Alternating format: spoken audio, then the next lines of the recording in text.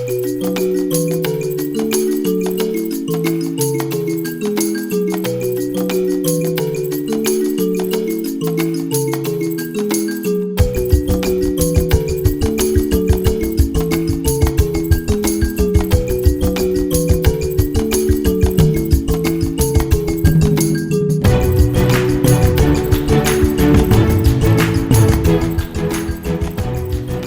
morning, everyone.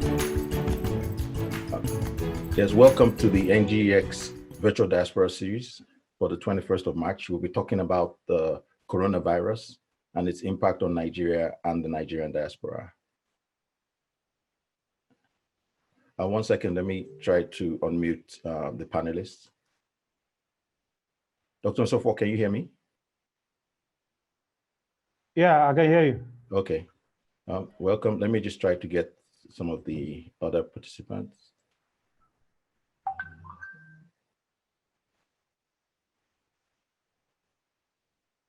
Okay, let's see. Okay, so we just go ahead. Can you see me well too? I can see you. Okay, great. Just some basic housekeeping. Today we're going to have two panelists. Actually, we're supposed to have three, but Dr. Emenike is not able to join us because of the increasing incidents in Los Angeles. So he called this morning and said they all have to get back to the hospital. So I'm sure we all understand how serious the situation is.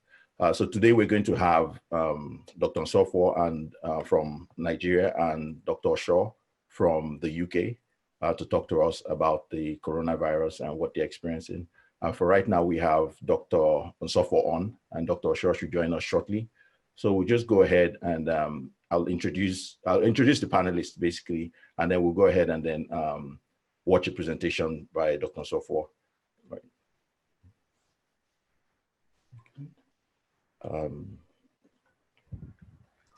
Okay, should I go ahead? Yes, please go ahead and introduce yourself. Okay. Okay, so thank you so much, Obina, for inviting me. My name is Ifeanyi Nsofo, based in Abuja, and I work with Nigeria Health Watch, which is a health communications and advocacy firm, as well as EP Afrique, which is a public health consulting firm. And particularly as it concerns epidemic preparedness and this coronavirus pandemic, through Nigeria Health Watch, you have a project that we call Prevent Epidemics Niger. Through that project, we're advocating to the government to, been doing that for the past 15 months, to budget appropriately for epidemics, you know, and so that we're not taking unawares once it happens, because epidemics will always happen. So what I really want to do is just to share a few slides so that at least that would form the basis for some discussions, at least from from our perspective in Nigeria.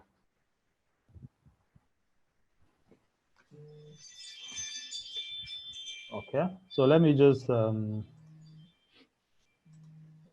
me share my slide now.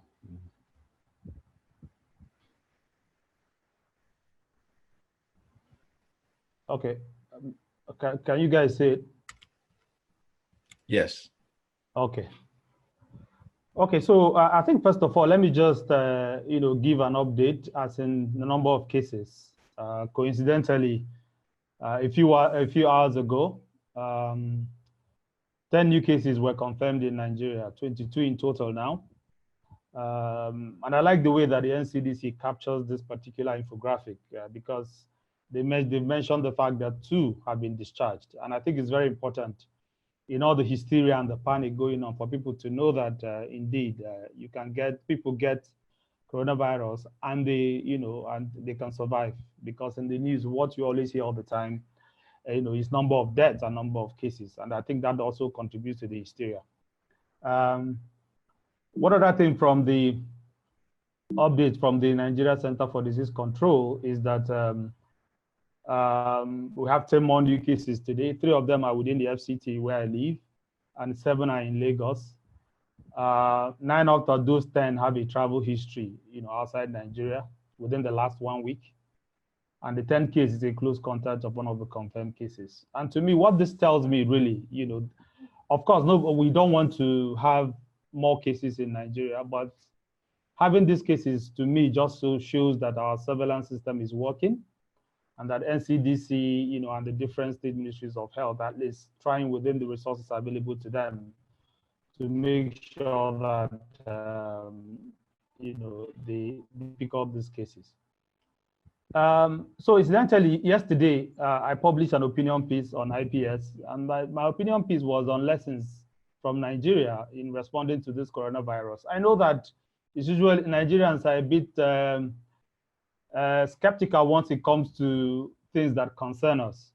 But I think that as far as the response to this epidemic is concerned, and the preparedness that have happened so far before the epidemic happened, there are some lessons from Nigeria. I think that the first one, in my opinion, is for the past 3 years, the Nigeria Center for Disease Control has shown that it is important that nations prepare for epidemics before they happen, because they will happen. It's no longer a question of it's not our portion. Epidemics will happen. The question is what kind of epidemics would happen. And in that regard, one thing, two things that I think are very important here, three things actually, is the fact that as far as managing infectious diseases are concerned, the more experience you have, managing different infectious disease outbreaks, the better you are, the more prepared you are. And I think that the fact that we handled Ebola in 2014, as well as the very extensive structure for polio eradication that we have in Nigeria, has contributed to, to the kind of response we're mounting at this point in time. But most importantly, within the past 1 year, the Nigeria Center for Disease Control has been supporting states to set up their public health emergency operation centers. Because this is really, these centers, and at the last count, about 23 states have set up these centers. These centers are, the centers that would help the state coordinate any effort once there's an epidemic, an outbreak of any infectious disease within those states. This is very important because you can't start panicking once outbreaks happen. I know, incidentally, it was just last week when President Trump, declared a national emergency in the US, that he urged the states in the US to set up their own public health emergency operation centers. So this is, the US is just setting up theirs, but we've been doing this for the past 1 year. And I think this is a very important lesson other countries have to learn from Nigeria. And I think one other, key lesson here is that nations have to be very open and transparent about the cases. And I think Nigeria showed leadership again, because once that case, the index case, the Italian that came to Nigeria with the virus, within 48 hours of his arrival, and showing symptoms, he was diagnosed, and the NCDC and the State Ministry of Health, Lagos State Ministry of Health, immediately, of course, led by the Federal Ministry of Health, immediately announced that Nigeria has a case and gave us, very extensive updates about the case and the fact that he had been quarantined and, under treatment. Again, investment in laboratory diagnosis of coronavirus was something that Nigeria did quickly. Before the case, even before we had our first case, the Nigeria Center for Disease Control had designated 4 of its reference labs across the country for diagnosis of coronavirus. And as I speak now, they have 5. 1 more has been added to the labs across the country that can diagnose coronavirus. And so, 4th lesson is that we need the highest political will anywhere at all to be able to mount an effective response before an outbreak happens, but also during the outbreak. And I think that one thing that has happened in Nigeria within the past 2 years is that at the national level, we've seen a very strong political will for supporting epidemic preparedness. Because NCDC, as of 2018, had operated for 7 years without any legal backing. Well, President Buhari gave that backing by signing the NCDC Act in 2018, and that really provided more resources for them. Of course, they need more resources to be able to protect the health of Nigerians, but doing that, and also by 2019, the then Minister of Health, Professor Adowale, also approved for NCDC to get 2.5% of the basic healthcare provision fund, which is unprecedented in the history of the country. So these are very important, political will that has been shown at the national level. And I also have to mention that at the National Assembly, 2 senators have really supported the advocacy for more budget for epidemic preparedness. And they are Professor Olori Egbe, who is the chairman, Senate Committee on Health, and Senator Otazi, who is the chairman of the Senate Committee on Primary Healthcare and Communicable Diseases, because we have used them in our advocacy for the project that we're running. And the 5th lesson here is that every country must realize that at this point in time, we can't be talking about just focusing on the things happening within our own country, because infectious diseases don't give a damn about that. They don't respect borders. And we have seen how, it's moved from one country to the other.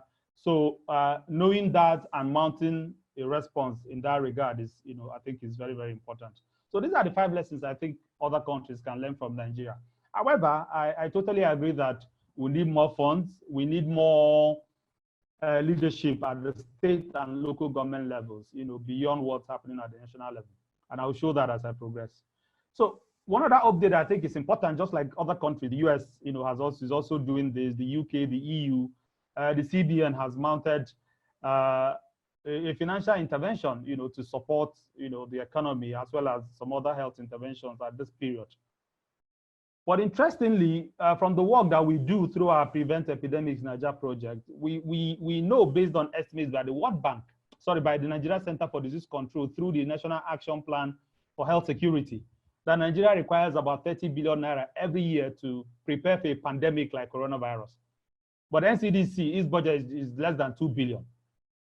So I wish the CBN would support the NCDC more before outbreaks than what it is doing now. And if you compare 30 billion naira to 1.1 trillion, you see that that 1.1 trillion would actually keep NCDC running for 30 years. So what are some of the challenges I think that we have to consider in responding to this outbreak in Nigeria? I think the first thing is, we have an infodemic, and this is a new definition, a new term that has been coined by the WHO. There's just an overwhelming amount of information on social media and websites. Some of them are accurate, some are downright untrue, and this is helping fuel the hysteria and the panic that people have. And I'm happy that the WHO, working with Facebook, had just set up a WhatsApp group. As at this morning, about 6 million people have subscribed to it globally, so that people can get the right information in a timely manner.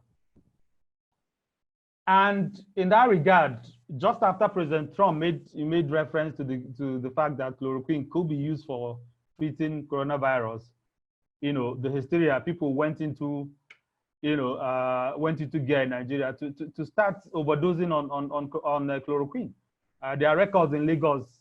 Patients have been admitted because of complications that arising from chloroquine overdosage. And interestingly, 2 days ago, somebody used the infographic that NCDC usually uses for sharing updates, to share an update that there was a case in Apo in Abuja here, which of course was fake news. But once that came out, people started panicking again, without it being right. And I'm happy that the NCDC is also following up on the chloroquine misuse, to say that for now it's not been approved for COVID-19. And yesterday, 2 of my colleagues just walked across our office to the pharmacy to buy hand sanitizers, and women were in the pharmacy asking for chloroquine. They wanted to stock it in their homes just in case they have coronavirus. So the hysteria is really, the misinformation, the fake news about it, I think is a very serious matter. The director of emergency at WHO says, jokingly, that he thinks we need a vaccine for this kind of fake news now, because, they are managing the epidemic. They're also trying to manage the fake news that are rising out of this. So last week, our firm, LP Africa, and the NOI polls, we did an opinion poll of, on perceptions of Nigerians as far as the coronavirus is concerned. We've done several polls with them before on Ebola, on Lassa fever, on cardiovascular diseases. But we felt that it was important again for us to do another poll. Usually our polls are patterned after Gallup polls in the US. We sample 1,000 Nigerians across the geopolitical zone, and it's phone-based. Call them and find and ask them, the questions that we've articulated in the questionnaire. So if you look at this result, you just see that, so very high awareness, 84% of Nigerians, 63% are concerned that they might get it. But I think the one that really bothers me is the 26% who say they're immune to the virus. And look at the reasons that they gave. 40% say, well, that, I'm a child of God. 30% say they have very strong genes. 17% say, well, because of the hot weather that they're immune to it. 8% say they drink strong herbs. And 5% say it's tough for Africans. And coincidentally, I was in a radio show this week where somebody was asking, is coronavirus for Igbo people?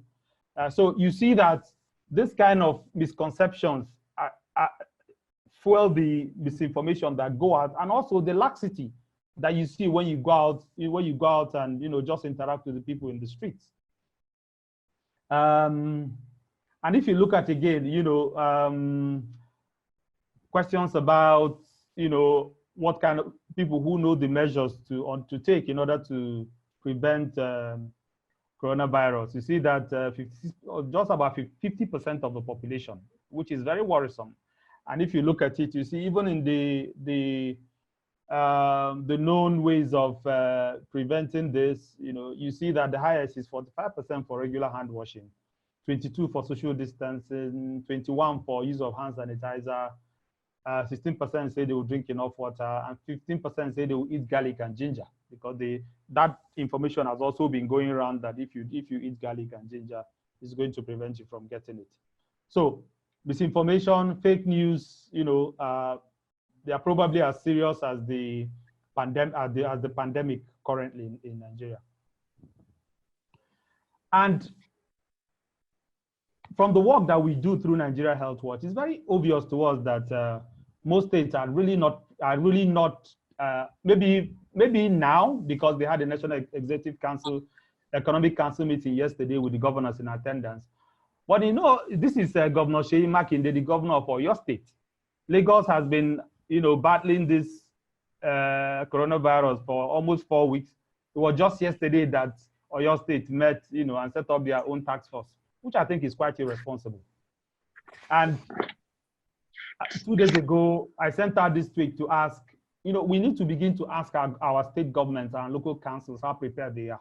I know it's always easy for Nigerians to focus on the federal government, but we must begin to ask questions of our state government. Things like isolation centers. Do you have a budget line? If you didn't have before now, do you have now? Do you have a public health emergency operations center? Is it functional? Is it properly funded?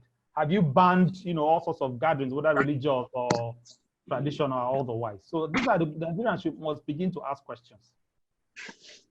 And the third challenge for me here is religion. This is what Apostle Suleiman said this week in a service that is televised all over the internet. It says that God told me something to tell you. I want everyone to listen, because I know you all have been waiting to hear what I have to say. It's not about vaccine. God told me that the way coronavirus came is the same way it will disappear. You're going to discover you will not hear about it anymore, because the same way it came is how it will go. Everything will return to normal. Don't fear. This is quite reckless and very irresponsible of a very influential, religious leader like this. You can imagine what, what his members and other Christians who ascribe to his teaching would do, by watching that video and, when they keep hearing misinformation. And it's not also restricted to Christians. This was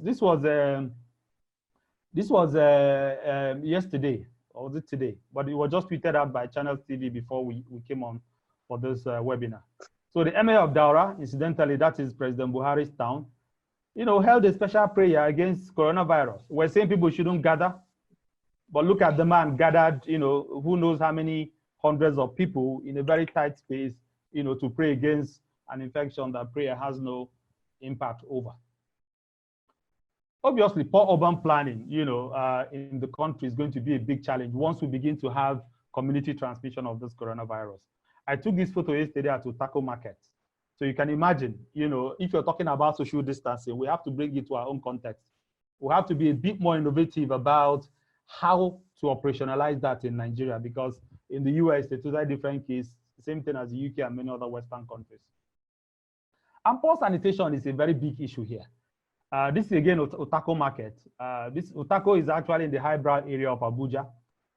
So you would expect that, you know, things will be done differently in the market there, but most of the time, if you go behind the market, this is what you see. Refuse is not properly disposed. You know, it's open to all sorts of, you know, animals and all, you know, to transmit infections. So this is actually my last slide. So what I just wanted to also point out, what, you know, the role of Nigerians in the diaspora. This was an opinion piece I wrote 2 years ago, and I looked at remittances by you guys in the diaspora. As of 2017, you guys remitted back $22 billion. 2018, it was $25 billion. And what I proposed in that particular opinion piece is, what if we work out a modality where 1 cent out of every dollar is set aside for health insurance, for your loved ones, for people that you want to cover? Because I think until we have universal health coverage in Nigeria, where people have access to care that they trust and rely on, that is closest to them, you know, would find it very difficult to deal with infectious diseases and other health issues that you know, that are common within our locality. And I think, again, if we're talking about how this coronavirus impacts Nigerians in the diaspora, I think a very clear example is that international airport, as at today, 3 airports are closed in Nigeria. By in 2 days' time, 2 other Abuja and Lagos airports will be closed. So virtually the country is in lockdown too. The Nigerians in diaspora will find it difficult to come home. People find it difficult to travel. If you're a Nigerian in the diaspora, you have an elderly relative, your parents, you know, are back home here. Obviously, that will be a source of worry to you. And also think that Nigerians in the diaspora in the US, you know, when you look at the fact that US has a very inequitable healthcare system as far as poor people and people of color are concerned, that would be something that I think for Nigerians there who are, you know, at the lower end of the radar would have a very difficult time, especially, you know, with testing for this and being treated for it. I saw a piece on Time this afternoon about how somebody spent almost, you know, thousands of dollars being tested and treated. So I hope, Obin, I hope that this, you know, gives some background for us to, you know, at least from our perspective in Nigeria here. And I'm happy, you know, to ask questions and delve into the discussions.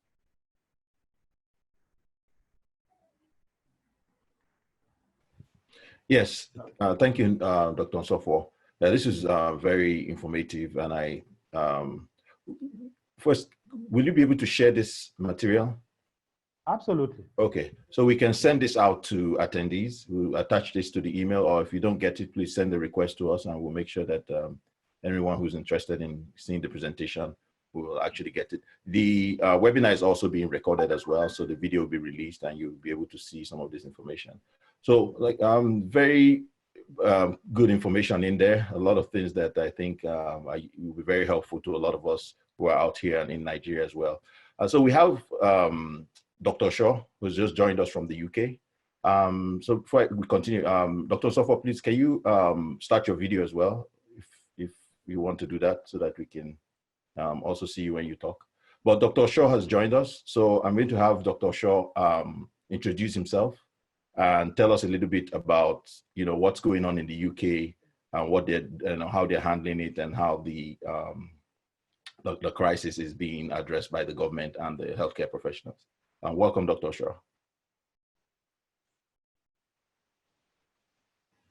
Good evening, everybody. Thank you for inviting me to be part of this seminar.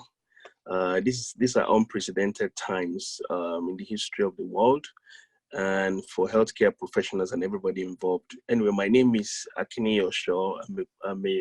I'm an alumnus of University of Lagos. I graduated in 1995, and in 1999, I decided to go to United Kingdom, and I decided to practice, to do my training in general practice, which is called family practice in the United Kingdom, in the United States and Canada.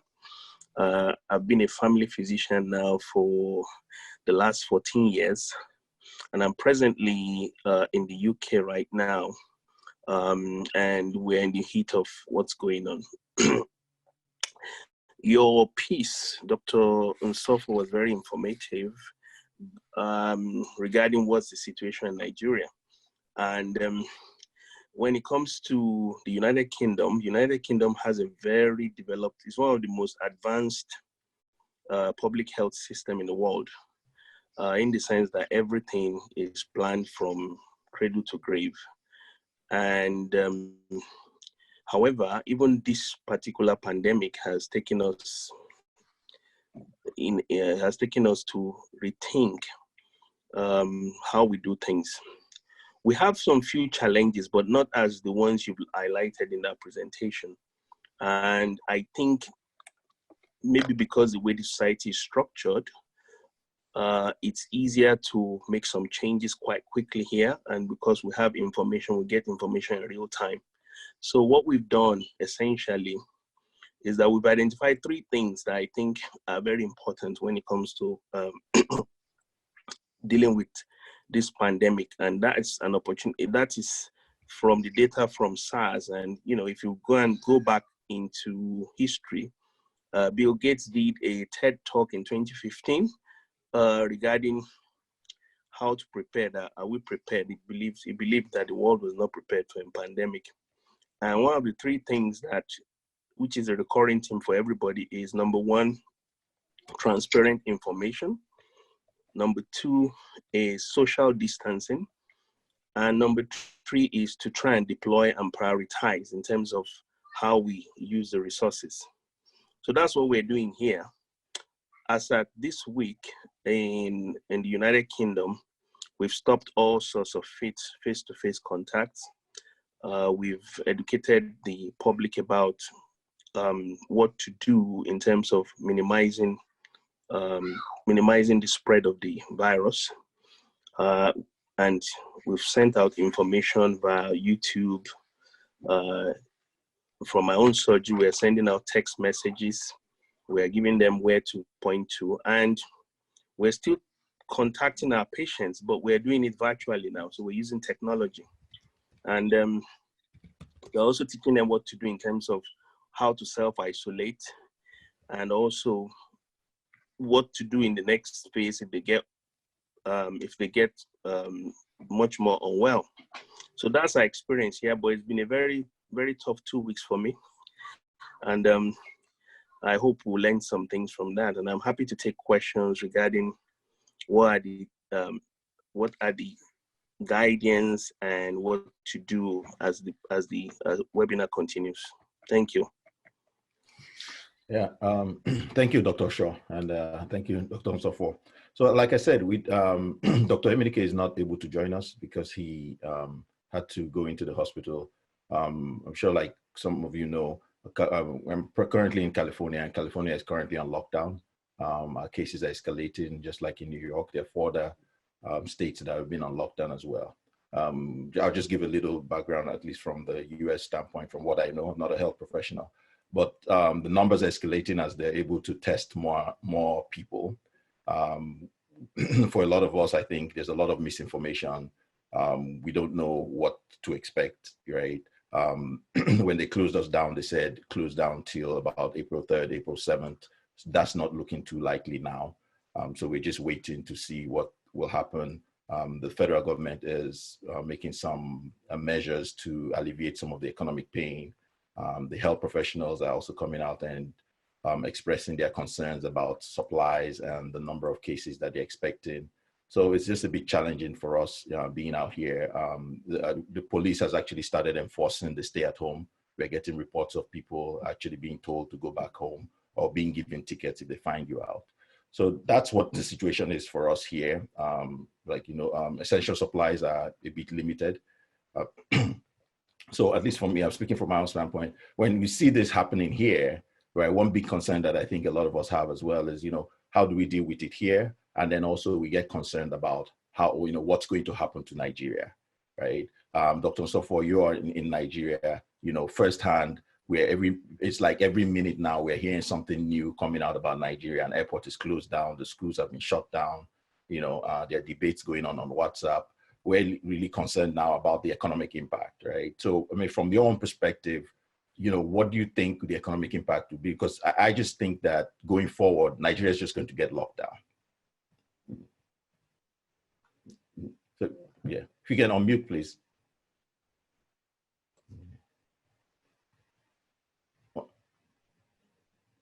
One second, I need to unmute you.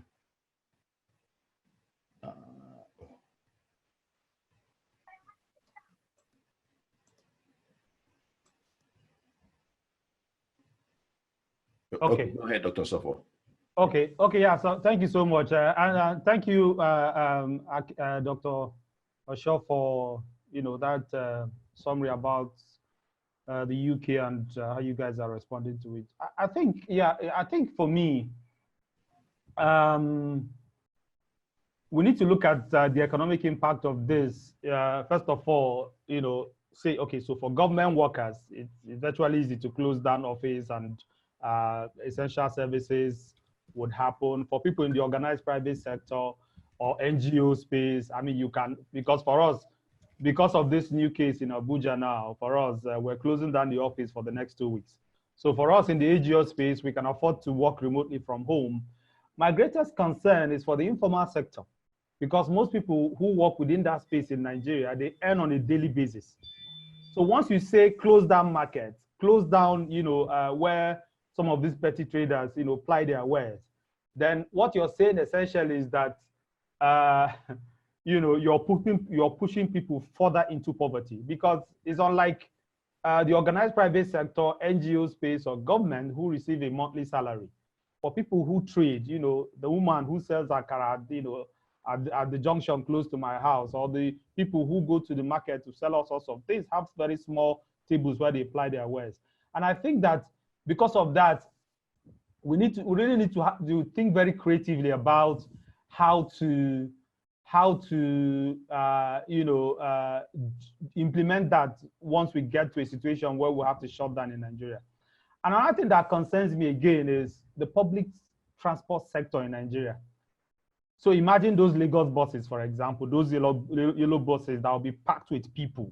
How do you even begin to implement social distancing? I've seen information has gone out from the Lagos State Ministry of Health. Even Abuja has sent out information banning, gathering of people, above 20 in Lagos and 50 in Abuja, for social gatherings. Well, that is good. However, for those informal spaces, people are entering buses for now. How do you guard against it? People are so jam-packed, in those buses.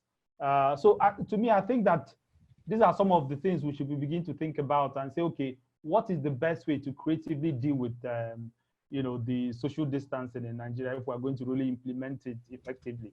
But ultimately, as far as the economy is concerned, I'm more interested in the, people at the lower rung of the economic ladder in Nigeria, small businesses, trying to eke out a living.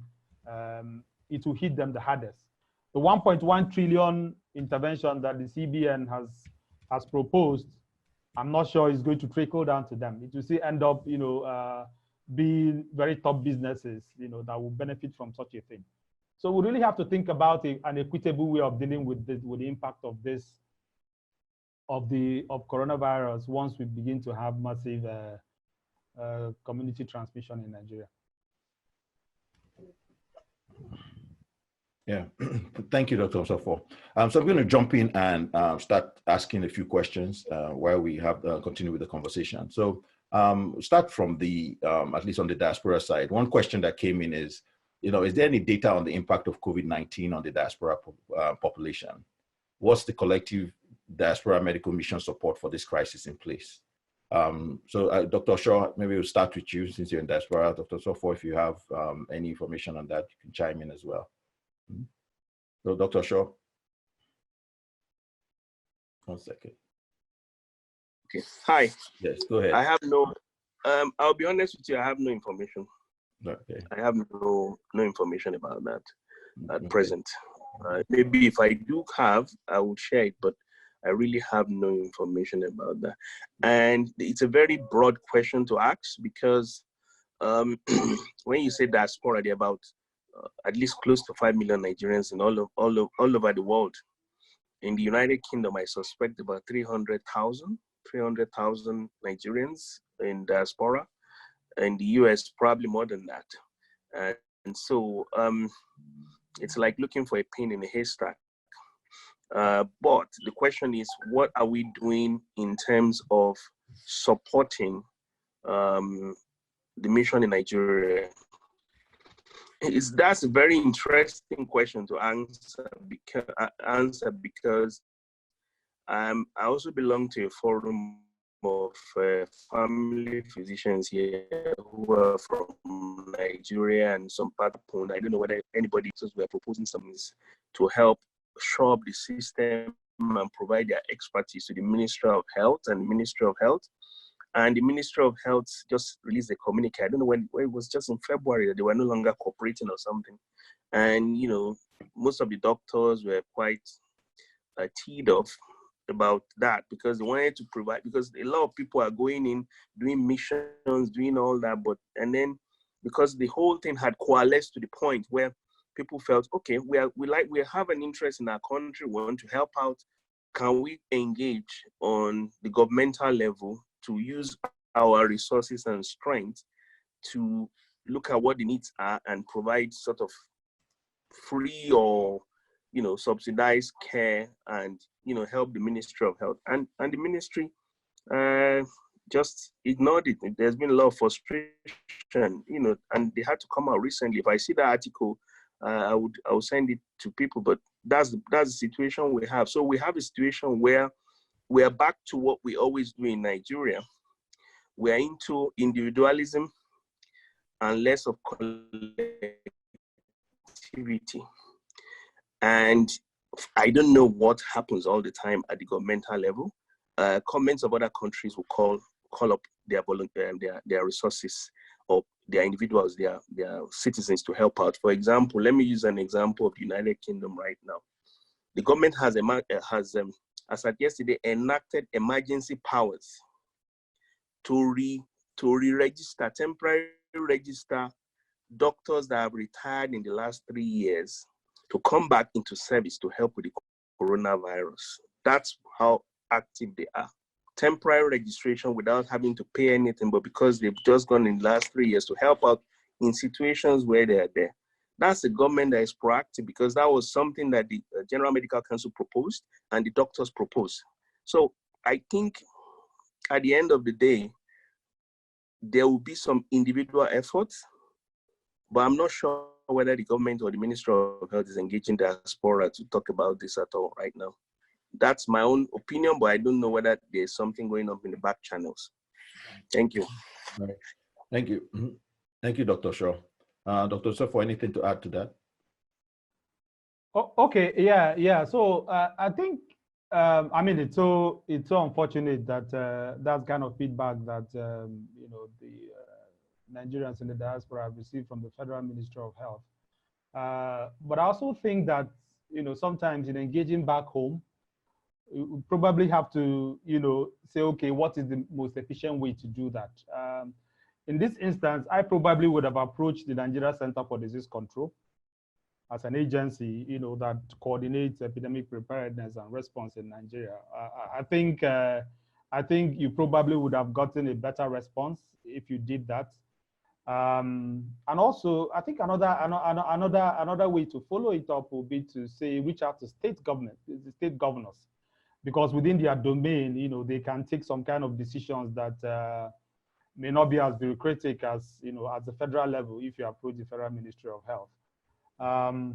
But I totally agree with you that, you know, this is something that ideally should be like, you know, it should be something that should be triggered once we have this kind of challenge to say, you know, where do we have our greatest human resource, you know, to tap into, to be able to intervene.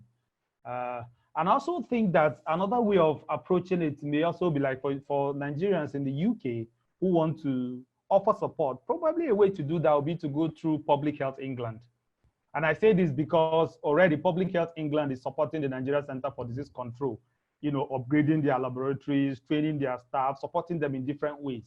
And even and I know a number of Nigerians who work with Public Health England, are supporting directly the Nigeria Center for Disease Control in doing that.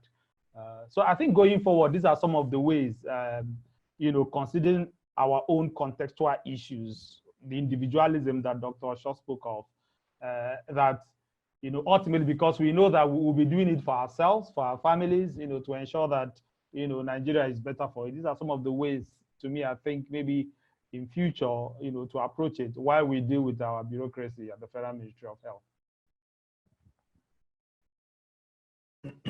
Yeah, thank you, Dr. Sofo. So doctors on here, I know jumped the gun a little bit, so I want to just pedal back and let's talk a little bit about this virus, right? What is it? How bad is it? What should we be doing? What can we do, right? What myths are you hearing or misinformation that we should keep away from? And what are the practical steps that we should just be focused on right now? So I'll start with you, Dr. Sofo. Okay, so I mean, we know it's a new coronavirus. There are so many things we still don't know about it. Sorry, Dr. Sofo, if I can just listen. So when you say it's a new coronavirus, can you expand on that? Because some people come out and say, oh, Dettol kills coronavirus. We see it on the label and all that. So if you can give us some background on what coronavirus is and how this is different from stuff that we've seen before. Okay, so I think to me, the basic way to say this is that, the common cold or flu is also caused by a coronavirus. But, and over the years, we've succeeded in being able to manage and contain those, if you like, old coronaviruses. Although even in Western countries, temperate countries, those viruses also kill a lot of people every year from the flu and stuff like that. But I think in order not to complicate matters, it's okay. So it's a virus. It's from the same family as those viruses that we already know. But the way it is acting is totally different from what we know about the previous ones.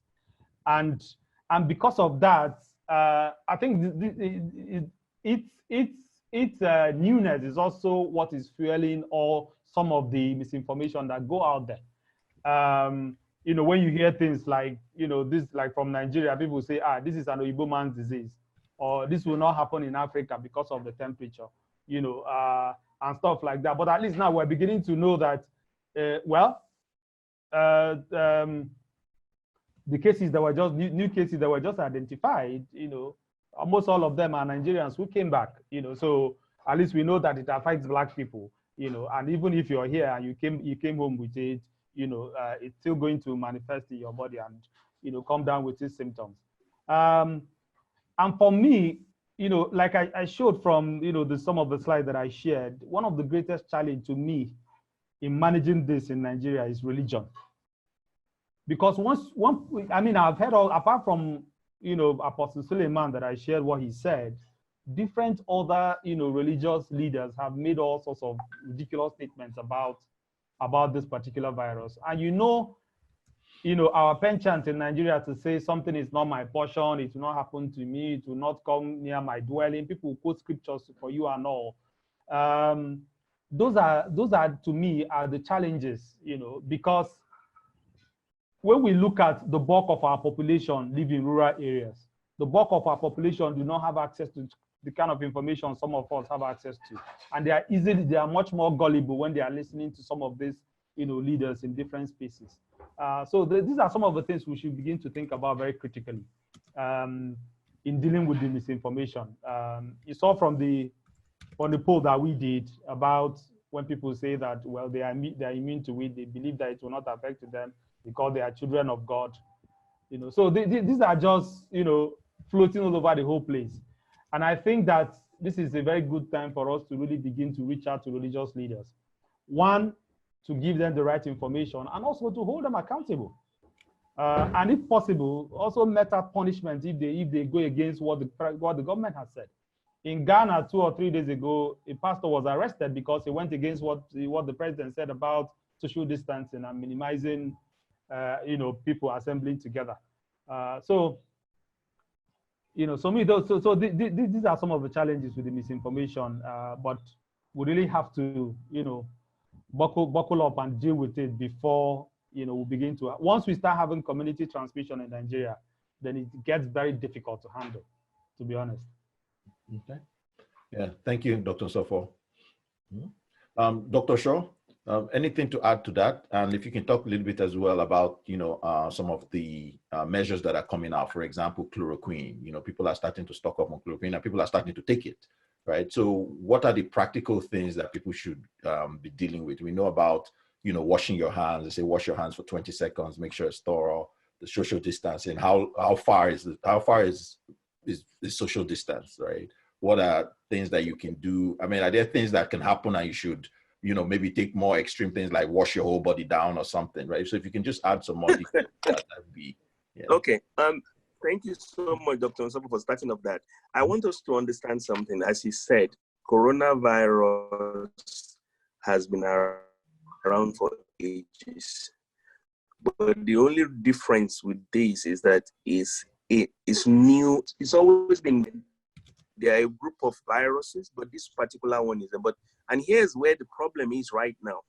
The problem is we are not very sure about the mode of transmission of this virus. That's a major problem. With flu, we know. With influenza, we know. So, and this is why it's very challenging.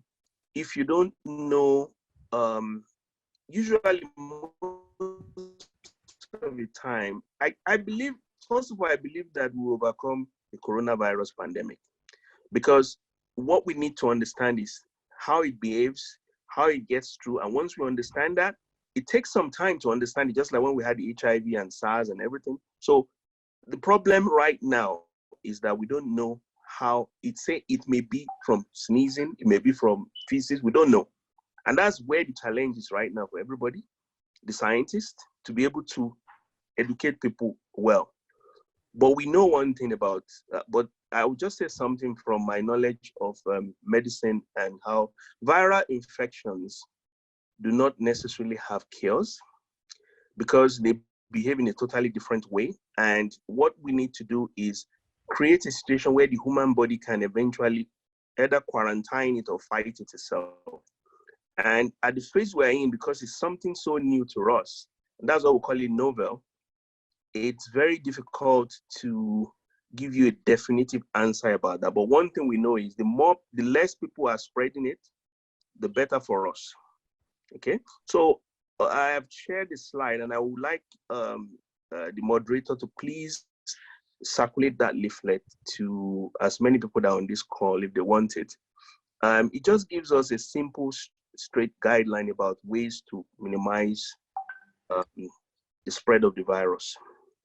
And I believe that we can do our own bit, everybody individually. So if we have as many people on this, just like many people are spreading all this information about people landing on Ethiopia with Kenya and this thing, if you can take this leaflet and spread it in your WhatsApp group or whatever forum, at least somebody will have that leaflet. Will be able to tell their children, will be able to tell people around about what's going on. The more information we have about how to prevent it, the better for us. So then let's go back to the issue of chloroquine. There was a study that was not really validated, because I'll tell you about the benchmark when it comes to scientific study. We have what we call a randomized control trial. That's the highest level of this. You take something, you put it and compare it to something. Chloroquine, they say, shows some promises, okay? And the problem with that is that we don't know whether this will work. And I think the director of National Institute of Health and Allergies, Dr. Fauci, who is with President Trump right now, and I think they're doing an address right now, was talking about we need to verify something. So chloroquine has been said to show promising this, but the studies are not large enough for us to be able to give you that information. So unfortunately, because this is the age of disinformation and social media, we have what we call social influencing. One of the most powerful individuals in the world has said he feels this will work, okay? It doesn't have to be accurate. Everybody is hanging on and latching to that and going on to take chloroquine. So we don't know the truth about chloroquine because it's not truly validated. So we don't know. But what we also know is that I think it was in Thailand or it was in South Korea that they used a combination of retrovirus that they use for HIV, and the patients recovered. In England, I don't know what we're doing. I just know we're trying to do self-supportive measures. But I think the most important thing, just like in anything that you don't know what's new, you just want to prevent the spread. You want to slow it down in such a way that the body can recover from it and you can discover its mode of transmission, and then you know how to face it. So that's my own contribution to that. Okay, Dr. Shaw. So adding to chloroquine, you know, I mean, from what I'm seeing, some people have started taking chloroquine, right? So I mean, what's the guidance here? I mean, for both doctors, is it, you know, if you have it, you can take it as preventive? No, my advice to you is simple. My advice to you is simple. If you suspect you have this, follow the same rule as what you would do if you had a flu. But this time around, remember that this is a very infectious flu. Self-isolate yourself. That means stay in one room. Don't go around, you know, shaking people, talking to people. If you cough, if you are sneezing, if you are just everything you do, just put it in one bag. The room you are in, if you sweat and do everything, just make sure you clean and disinfect. Stay in one place. Don't go around. That's what I would suggest. Use paracetamol.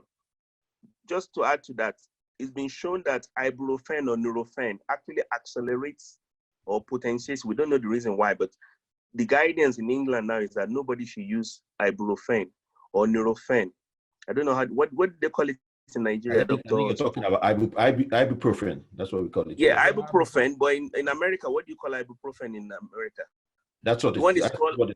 No, there's Tylenol. Tylenol is paracetamol in America, isn't it? Right.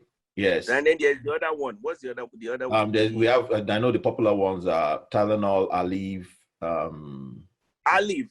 Don't use Aleve. Don't use Aleve, which is the one that is the acetaminophen or so. So don't use that because it's been found for one strain. It has accelerated the cause of the virus and it has overwhelmed people. So don't use that. Just use paracetamol because it's been found that patients who use Nurofen or ibuprofen or Aleve they've got worse.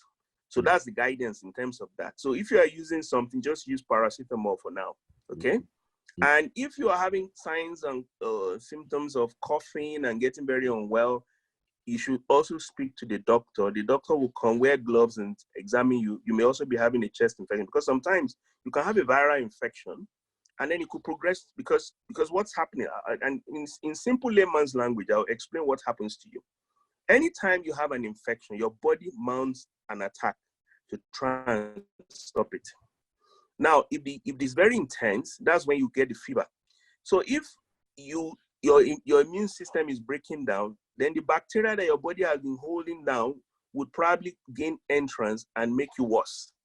So if you are getting worse, despite the fact that you're using these simple things, get in touch with your doctor. The doctor can talk to you on phone, find out what's going on. For people like us in Nigeria, who are doctors, who are also going to be exposed to this, wear your apron, wear your gloves, they call it protective equipment. See the patient, be compassionate, use, examine the chest, talk to the patient, find out if he's also got a chest infection, give antibiotics in this situation. If he's very unwell, if there's something to take him to hospital, but just take all the measures. But for you who is just having signs and symptoms, just follow those simple things for now. That's what I would say. Okay, Dr. Shaw, just so quickly, just to summarize, you're saying key thing is first, if you get it, self-isolate, even in your self-isolate. So yeah, keep away from everybody else. Family members, right? Associates or friends. Yeah. Okay. So we hear a lot about this safe distance. So what is the recommended distance to keep away from people, even in your house, while you're self-isolated? I think self-isolation in your room, I think that's what it is. And when you come out, don't shake hands And don't, if you are sneezing, just put your hand in your mouth or use something to protect yourself. And then when you leave that area where you touch, they should clean the place. Okay. And what's a everybody good thing to clean with? Sorry? What's a good substance to clean? You can, well, I think the experience now is saying use alcohol-based disinfectant. Okay. That's what they are saying. Okay. Yeah, thank you for that. So, Dr. Sofo, sorry, guys, we have a lot of questions coming in. So we're going to try to get to the questions as well while we're continuing this conversation. So I'm throwing in the questions as we're having the conversation. Dr. Sofo, if you can just add to that, and especially from the perspective of Nigeria, right, where, you know, it's not as controlled, it's not that easy for people to necessarily self-isolate in Nigeria. And then there's also the big concern, you know, about the elderly, right? They're more susceptible to this, to the illness, right? And if you can just talk a little bit about that, and also even talk about the younger people who feel that they're immune to this and don't need to be taking the precautions that the government is recommending right now. Okay, so I think in Nigeria, one of the challenges with that would be the obvious very poor health-seeking behaviors that we have in Nigeria. Because once people get sick in Nigeria, the first place they go to is not the hospital. We did a research about 2 years ago across 12 states, to evaluate the health-seeking behaviors and referral patterns. And across the states, the first place we go to is the chemist when they fall sick. And you can imagine the kind of people in most instances who run chemists. I know some of them have been trained by different NGOs, to use them in different services. But what happens is that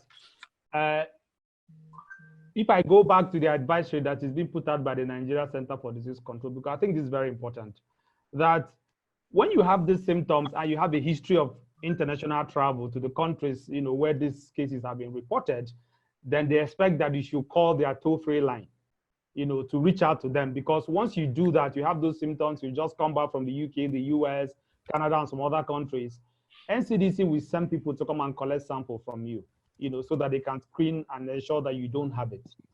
But I think apart from people that have this positive travel history, to me, the first thing is that for Nigerians, when you're sick and you're unwell, go to the hospital. Because at least, I also know that the NCDC over the past weeks, have put out guidelines for health workers on how to manage and also how to deal with cases that they suspect are coronavirus cases. Because once we can get people within the health system, then it's easy for us to say, okay, for even the health worker, the doctor or the nurse to call NCDC to say, I have a case here that I'm a bit concerned about. Because the index case that came into Nigeria, the Italian guy, he went to Ogun State, the company. It was the company doctor, when the guy came and said he was not feeling very good, after clerking and attending to him, called NCDC, Lagos State Ministry of Health, that she's suspecting that this is a case of coronavirus. And they came, collected sample, and the guy was positive. So I think just encouraging Nigerians that we should stop, self-medicating. If you feel sick, have some of this symptoms, because the symptoms are also similar to malaria symptoms. Don't start treating yourself, go to the hospital and let's begin to deal with that. But before that, how do we even stop people from getting the infection? And I think this is where, like I said initially, we have to be very creative about how to do this social distancing in Nigeria. Because the way our society is structured, the poor urban planning, the way the markets are totally messed up, the way we don't have very sound public transport system like you have in the UK, for example. People are packed in buses like packs of sardines. We have to think about what is it that we're going to do to ensure that, in our own context, we deal with that. I know something that I think about 2 weeks ago in Kigali, in Rwanda, in bus stations, they put hand washing points. So that before you board the buses, at least you wash your hands, with soap and water first before you board the bus. And I'm sure that as they're doing that, they're also providing other advisory. To be honest, in our context in Nigeria, we have to be very, very creative about how we approach social distancing, because it's as if, our practices, our social practices, the way our cities are built and all, have set up, they've already set us up to fail, if you like. So these are some of the things that we're also thinking about in our organization, in our engagement with government officials. We're saying, how do we operationalize this social distancing? It's not like what you have in developed countries. Oh, okay. So thanks for that. So, but can you talk a little bit more about like how to deal with the elderly? I think, for okay. Nigeria, I think that's pretty critical. I think that's where, they're going to be challenged in terms of mobility, in terms of resources and all that. And how can, the diaspora who have elderly back home, what are the kind of things that they can do to reduce their concerns and also help out? Okay, so I think the social distancing for now probably would apply most to them, especially for people who have, who live in the kind of houses where you can confidently isolate yourself in a room. But you can imagine that for most people, even if they have an elderly member of the family living with them, if they are living in a one-room shack or a two-room shack, isolating at that point in time becomes a bit difficult. But I think, adopting some of these basic protocols of, hand washing, of how you sneeze, of not touching your face, of, maintaining at least 5 to 6 feet, from people and all, would make it a bit easy. But again, if we go to the kind of communities that abound in Nigeria, it will be very, very difficult, for us to do this. And that's why for me, I think, prevention in our own context is probably much more important than, saying, okay, how do we even begin to treat people? Because we know how the kind of challenges that our health system has. 3 days ago, I was watching Sky News and they were doing an analysis of critical beds available in the UK, in Italy, in the US. And I was like, well, I don't know how many critical beds we have in Nigeria to manage people with these kind of issues. You get what I mean? So we really have to, for people who have elderly members at home, they just have to have within their own context, how do they maintain distance from them? But again, if the elderly member of your family is sick or bedridden or cannot do things on their own, how do you even begin to provide, leave the person on his or her own to, to manage? So it's really a very challenging thing, but ultimately we have to prioritize the elderly in Nigeria because we know, at least what we know so far is that this thing affects the elderly people the most. But we're also seeing data that is also affecting young people. So for young people who are saying that, well, they are immune to this, that's a lie, it can affect you. Data from the US is showing that already. So I don't know, it's a very interesting period because it's a new virus. Every day we're just learning new things about it. And like Dr. Osho said, we just have to, ultimately, I think the best advice to anybody is we have to err on the side of caution. We cannot say, because we're young or because we're very active that this will not happen, because we live in Nigeria where the heat temperature is 38 degrees centigrade, that it won't affect us. No, we just have to err on the side of caution and do all those things that health workers have been telling us to do to prevent the transmission from one person to the other. Okay. Yeah, thank you for that. So going through a list of questions. So there's a question that says, is there a risk of mutation of the virus with possible virulence change as it becomes more prevalent in sub-Saharan Africa? Dr. Sofo. Okay, so so again, I think I'll have to lean back again on that. This is we don't know, it could happen. And because, and I know that I think 1 or 2 countries have reported somebody that had it after treatment, the person recovered, the person was reinfected again. But that's, that's very rare, at least based on the data. And that's why for me, what we should all be focused on is how do we prevent transmission, bearing in mind the different, context that we operate in.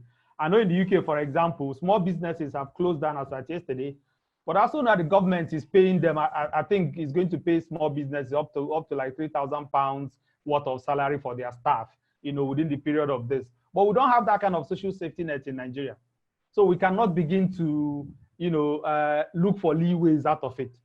Is to say, let's focus on prevention. Let's focus on social distancing. Let's focus on people developing a culture of washing their hands. Let's stop shaking for the meantime and hugging. Let's make sure that, we do everything to just ensure that this doesn't, go beyond where we are now. It is possible that it may mutate. I don't know, but let's at least walk from where we know to, to where, to where we are not. We don't know so much about. Okay, and another question here is, why did it take Nigeria so long to close down the airports, right? And let's see. And should we have closed the airports earlier, right?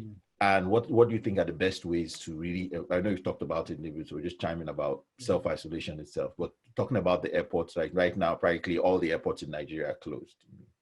Yeah. At least apart from Abuja and Lagos, I think in the next 2 days we'll close those ones. One thing for us in Nigeria Health Watch, through our advocacy, we've been telling people is we need to, first of all, believe that the Nigeria Center for Disease Control, the Federal Ministry of Health, and until now, the Lagos State Ministry of Health have the capacity to respond to this based on science, not based on fear, based on data that they are getting. Because I assume that why they didn't close the airport before now was that, first of all, we had very few cases, fewer than we have now. But if you look at the data now, you know that, 20 out of those 22 cases were imported. They came from either at least one Italian, one American, and 18 Nigerians who have traveled across different countries. So at least it's very clear to us now that our major challenge is people bringing in, this infection from abroad to Nigeria. And I think that informs why, at this point in time, the government has taken that decision to close down our borders, our air borders, and make sure that at least if we can stop that from happening and now focus on tracing the contacts of the people that have tested positive, at least we'll be able to contain what it is that we have now, as long as people do operationalize those public health advisory that has been put out by different health authorities. So I don't know if it is too late or not. I just know that in doing this, we need to follow data. And the data has shown us that the cases in Nigeria are predominantly imported. And I think that's why that decision was taken now. Okay, thank you for that.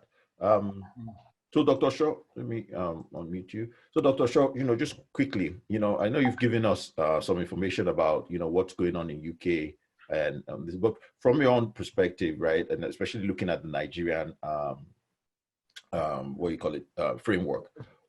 How do you think people in the diaspora should be going about trying to either help or calm themselves down, right, about what's going on in the diaspora and, in Nigeria? Because, for people in the diaspora, you have two concerns. You're concerned about yourself here, but you're also concerned about people in Nigeria.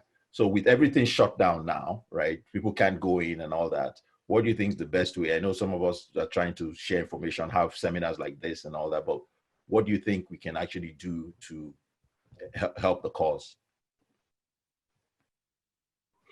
Well, I think most importantly, apart from sharing information, is to try and provide assistance.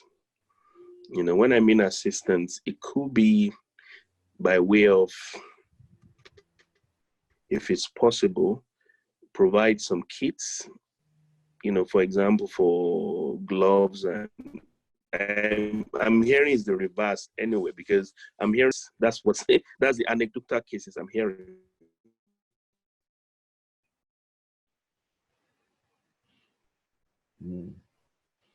Dr. Shaw, can you hear us?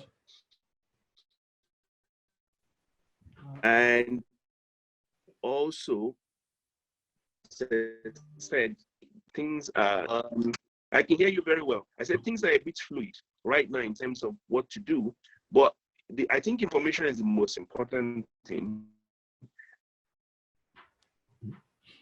And most important, and also trying to provide any form of assistance by giving advice, or, you know, if you got the medical expertise, or if you can link up with somebody in diaspora who can help out, you can send information to help them further. That's all I think I can think about right now. Now, I'm just going to make a comment about what Dr. Nsofo has said in terms of being creative. I think every country has its own challenges, and we can use the resources we have. One of the things about social distancing, and I think he said it as well, was about the relief, because I was talking about social as well.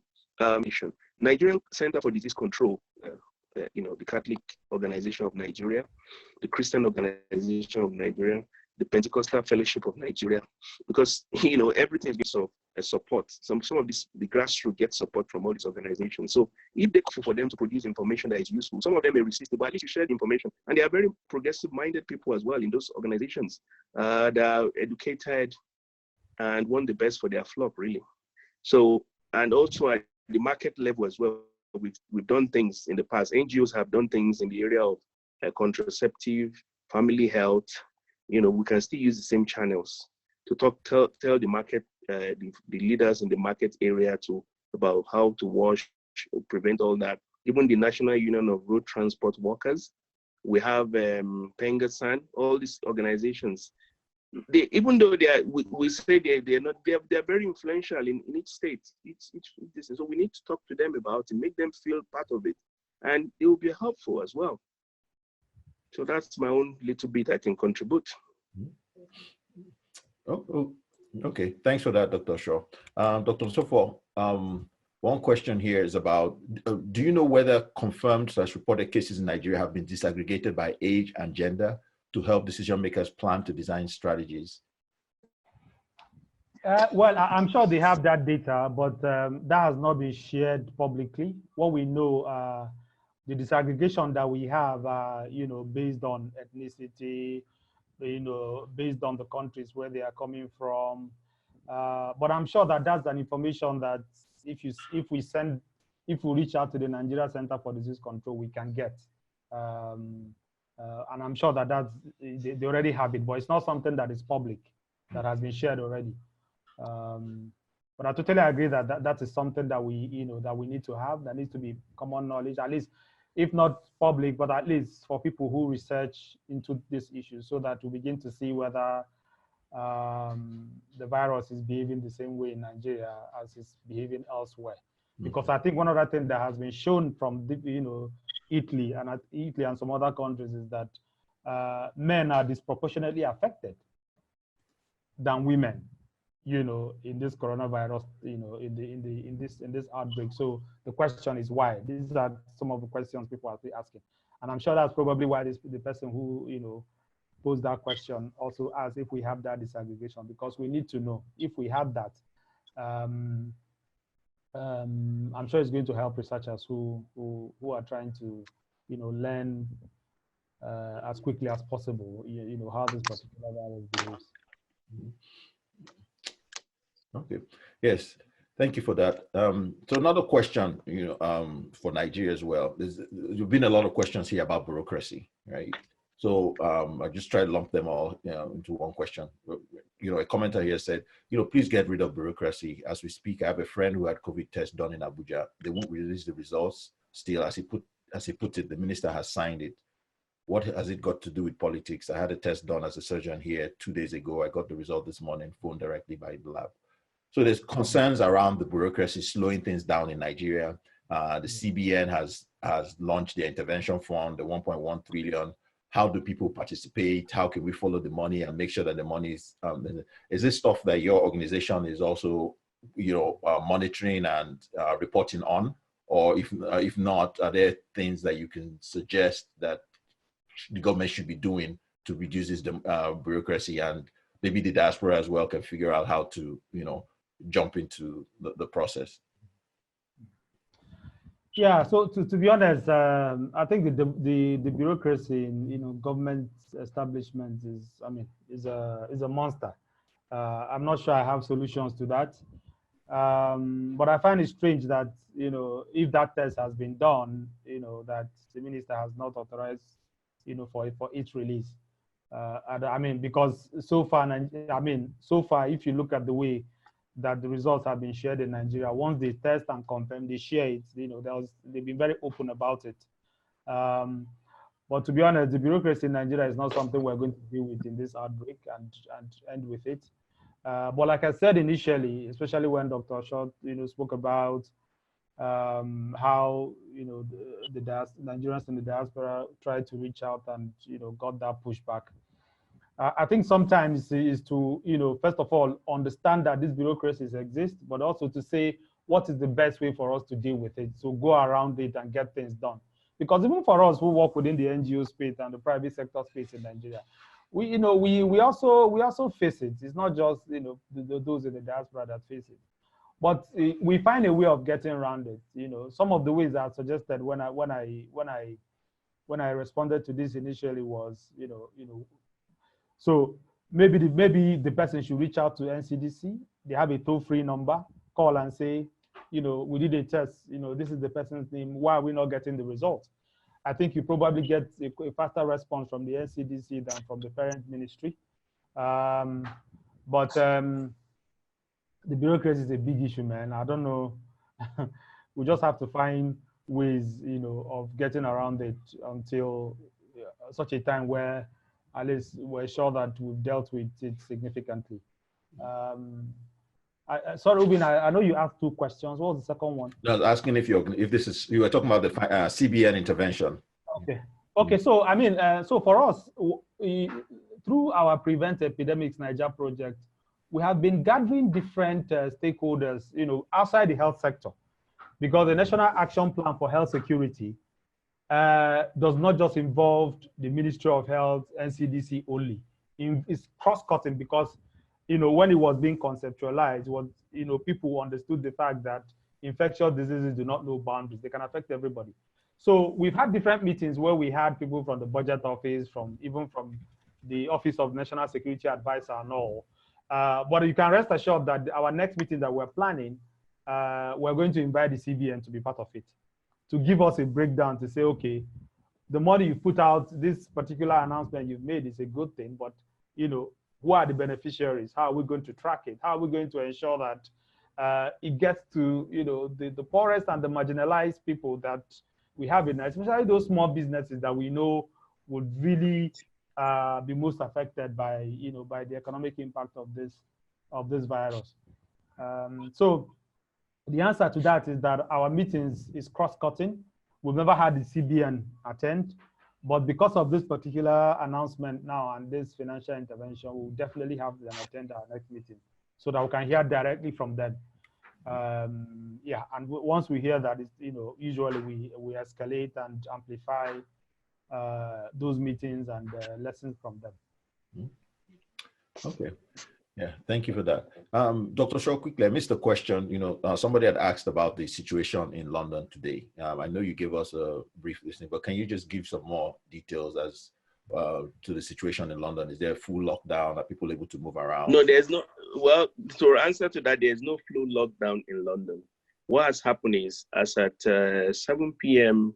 yesterday, the government said they are going to close pubs and restaurants, and the government will go ahead and pay 80% of the salaries of those small businesses. However, supermarkets are open. Then also, I think public gatherings are beyond 50 or something like that. But there's no full lockdown in London. There's still movement. I've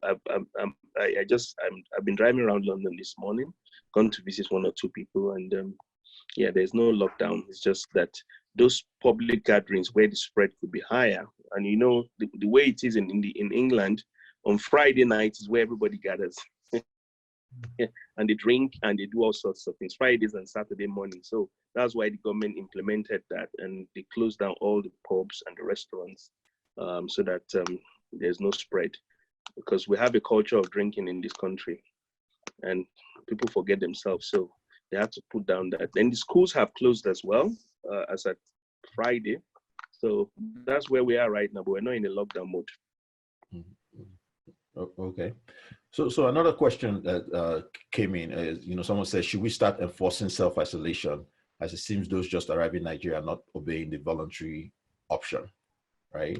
I guess with the airports closing or closed or closing, people arriving in Nigeria will probably be reduced, but still, I think if we frame that differently, should people, I know we're talking about safe distancing, but should people see someone who's sick and then try to get the person to self-isolate anyway, right? Or how should people handle this for people who are in the country and people who are just arriving as well?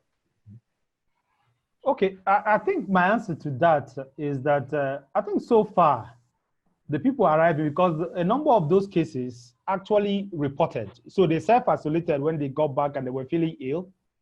And when they felt that, well, this is not normal, they called the NCDC. So I think in that regard, a number of, at least from the ones that have tested positive, people have really shown a very high sense of responsibility in self-isolating and also to report, so that NCDC can come and investigate. But I know that, just like any country, just like when you're dealing with so many other issues, you have a few people that would, not listen to you, no matter what it is that you say. But I know that before these 10 cases were reported today, about 3 days ago, NCDC had also instituted, stricter enforcement of that self-isolation for people coming from some countries. The list, I can't remember the countries now because of the number of cases in those countries. But I'm not sure how, they intend to operationalize that. But at least I know that they took it into consideration that because of this number of cases from some countries, if you're arriving from those countries, they will be a bit more strict with, enforcing self-isolation. So I guess, I don't know, maybe that's something that, our organization will have to find out and say, okay, so that Nigerians will know how, how they'll go the extra mile to enforce it. But ultimately, closing the borders, closing these international airports, we know is going to help us. At least we know that as far as the air borders are concerned, we will not be having cases coming in. It's now following up on contacts of all those people who have come back since. But also, one of my greatest concerns in Nigeria is our land borders. Because the American that was diagnosed, that tested positive, came in through a land border. It didn't come in through the air. And if you look at our border, Nigeria is a massive country with borders. The whole of our northeast, southeast border is Cameroon.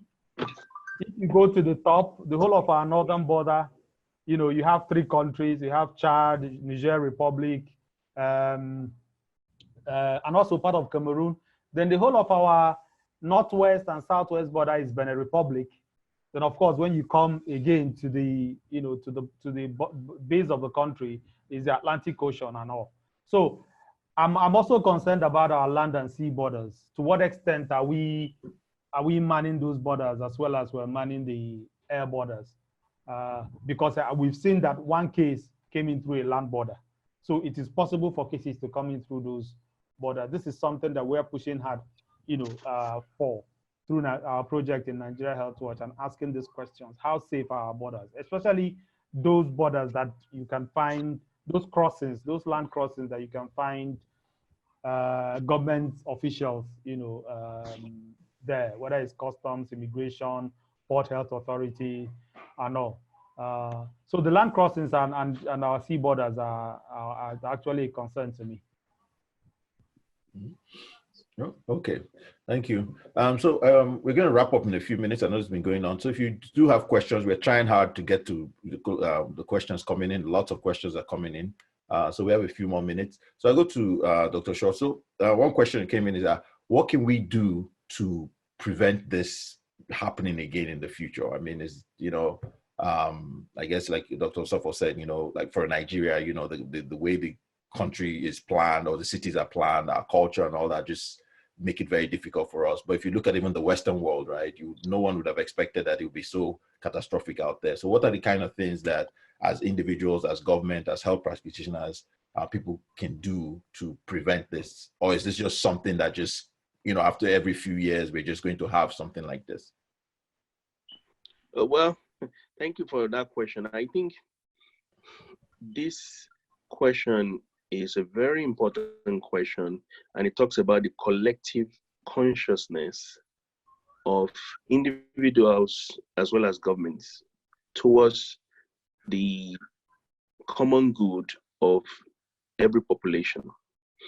So, and the only reason why I said that was having a conversation with a colleague of mine, is that what will happen, what will happen, there are two things that are going to happen. The first one is, no matter what happens, the government of every country has a say in how we plan the health of the population. So I think, thank God for people like Dr. Nsofo who are in the advocacy group and have been talking about this. It's like they are like canaries in the coal mine that something is going to happen. We need to keep on emphasizing the fact that the government of Nigeria must invest in the healthcare infrastructure of the country, because health is wealth. If people fall very ill, and even in the Western world, everything is going to shut down. The economy is, we're going to likely go into recession. For individuals, we also have to be aware and try and educate ourselves in terms of taking care of our health, taking more responsibility for our health, and not only our health, but around our family and our community as well. So I think those are the basic things, but most importantly, I think the greatest intervention should really come from the government. The government must set up a structure, a system in place where we can, if there are pandemics like this coming, they have a warning system, they have a surveillance system, and they have an action plan in place. You know, nobody can predict what will happen, but once you have the structures in place, then you can easily handle without becoming overwhelmed. So that's my own opinion about that. Okay. Yeah, thank you, Dr. Shaw, for that. Dr. Sofo, anything to add to that? And then also if you can chime in on, I know you talked about it a little bit before, like what government can do to support, you know, the schools have closed down, you know, like you said, the informal sector and all that, you know. So what can we do to prevent it? What can government do, even not right now, but even down in the future, to put things in place that create safety nets for people? Okay. I think, thank you, Dr. Shaw, for that. To add to what he has said, you know, when he was speaking initially, he mentioned the TED Talk that Bill Gates gave about, you know, several years ago, you know, asking if the world was prepared for the next pandemic. And our project, Prevent Epidemics Nigeria, what we do is to say, it is no longer if an epidemic will happen. The question is when and which one. And preparing for epidemics is cheaper for everybody. So I think that if you look at what is happening in Nigeria currently, the World Bank did an estimate because after the last Ebola outbreak, which we evaluated across those three countries, the World Bank came to the conclusion that the three countries, as well as Nigeria, the small outbreak happened in Nigeria, lost about $3 billion in GDP. But they also did a modeling to say, what if Nigeria, as big as Nigeria is, has a pandemic? How is it going to have impact on Nigeria economically? And their estimate is that if a pandemic like Ebola, like coronavirus, actually happens extensively in Nigeria, Nigeria will lose about $3.5 billion every year in GDP. But look at it from the other angle. The NCDC with partners have costed what it would take to prevent that from happening, and it is $80 million. So the question now is, shouldn't we be investing $80 million, about 30 billion naira, to prevent, you know, $3.6 billion loss in GDP and all the attendant challenges that will come as a result of that? And that's why, to me, this 1.1 trillion naira intervention that the CBN has announced, as laudable as it is, to me is also a bit hypocritical. Because this is something that should have been done before now, so that we're not scrambling all over the whole place trying to contain this particular outbreak. Because there are structures we have to put in place. It's not by wishful thinking that we're going to handle it. So I think that government, not just the federal government, state governments, local governments must invest in epidemic preparedness. And like I showed in my presentation, ultimately it's actually about universal health coverage, because as long as we have communities in Nigeria where people cannot have access to healthcare when they are sick, then the threat exists. So ultimately, we are as strong as our weakest link as far as epidemic preparedness is concerned. So we have to prioritize budgeting and releasing that money across board, the federal, the state, and the local council. And for the economic impact of this outbreak on, the lower socioeconomic class, to be honest, it is time for us to actually have a very serious social safety net in Nigeria, just like they have in the UK and other countries. I mean, the intervention that the President Trump is proposing, middle class families in the US will get about, I think, about $1,000 check, to cushion the effect of it. We don't have that kind of system in Nigeria. So I think that this is an opportunity now to begin to develop a system in Nigeria where, we know how many people realistically are even within that bracket, how to reach to them, and how to provide this support to them when we have this kind of outbreak.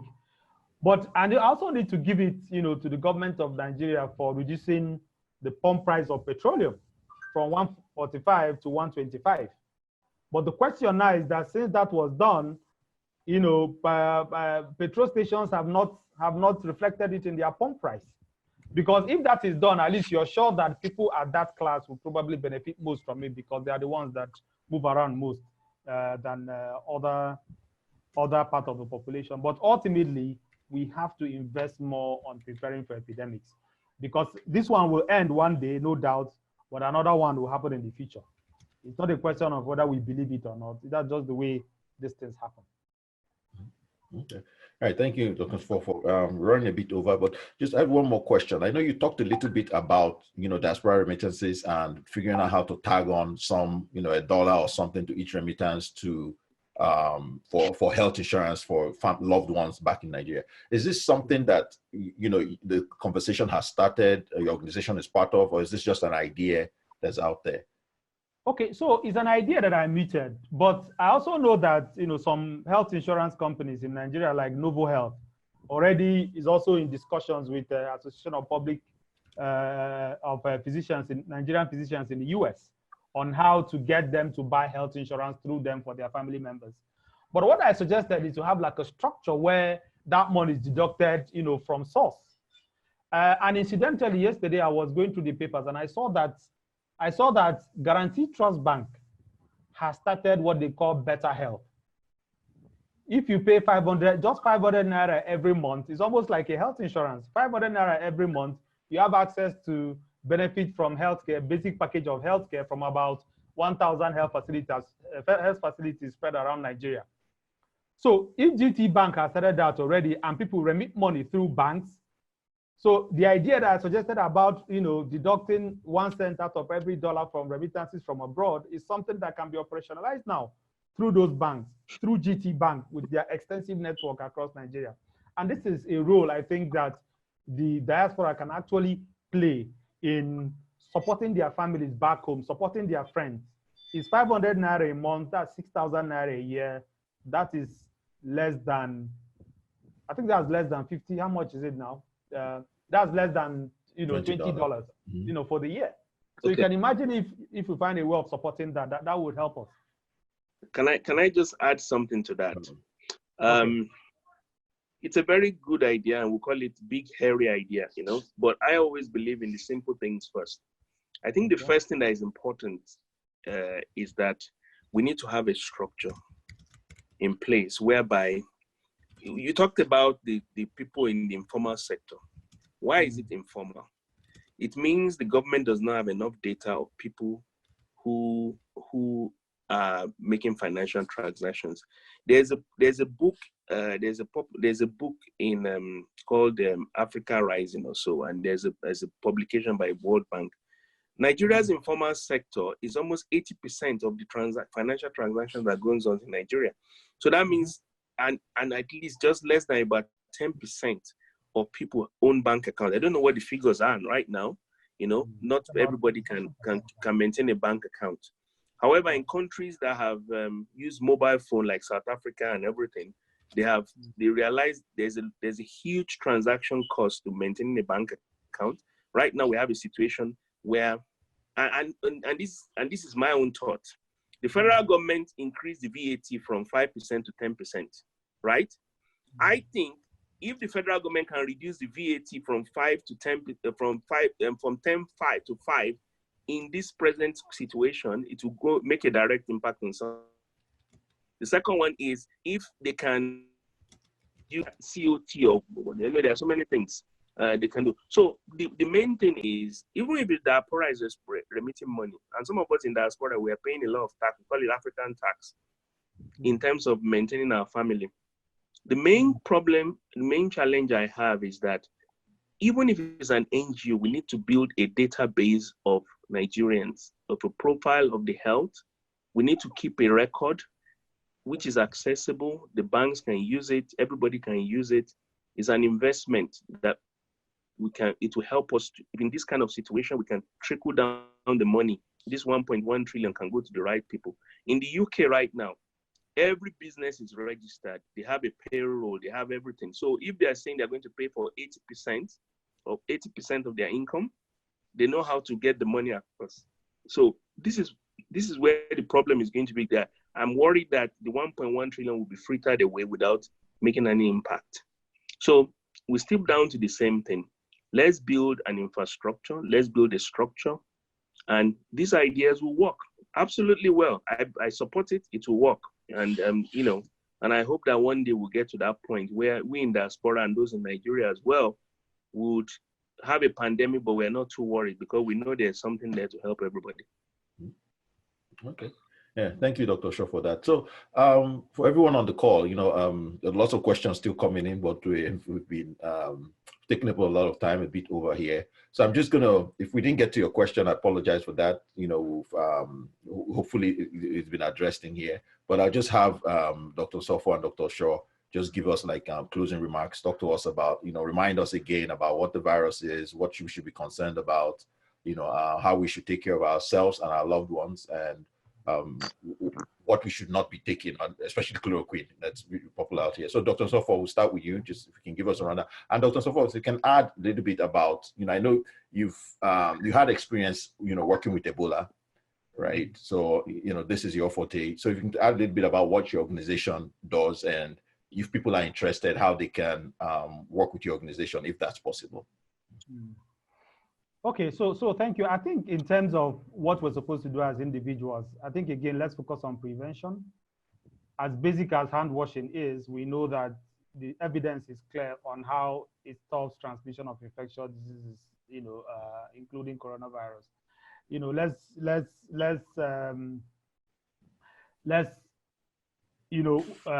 maintain the social distancing like it's been advised. And if you're working, if you run an office where, within the organized private sector or NGO, this is probably the time for you to work remotely, because as long as, people are not meeting in large groups, then it's very, we're going to contribute our own quota to making sure that this outbreak does not progress. And I know that Nigeria being a deeply religious country, when you're telling people, well, this Sunday you're not going to go to church, this next Friday you won't go to the mosque, people will think that you're talking, something very strange. But we have a responsibility to do that. And I've heard things like churches are saying, okay, well, we'll be doing cell meetings. Well, that doesn't solve the matter, because cell meetings happen in people's houses. Most houses are so packed together. So we have a responsibility to protect ourselves from getting infected, but most importantly, stopping the transmission, moving from one place to the other. And we have to listen to this advisory being put out by the Nigeria Center for Disease Control. So what was the second question you asked? I was talking about your organization, right? Okay. Yes. Okay. Yeah. So for us, what we've always wanted to achieve through Nigeria Health Watch is we've always wanted to grow an active citizenship for health, because Nigerians are not interested in health. That was part of the challenge that we find in the work that we do. People can be enraged about the roads to their village not being tarred, but they're not enraged by not having primary healthcare functional in their villages. It's just that this pandemic is not a respecter of persons, so everybody's kind of scared about it. So we want Nigerians to be, interested in their health to the extent that they can hold their elected representatives accountable and responsible for quality healthcare. We do all sorts of advocacy through Nigeria Health Watch. We want people to join us. You can reach us on Twitter.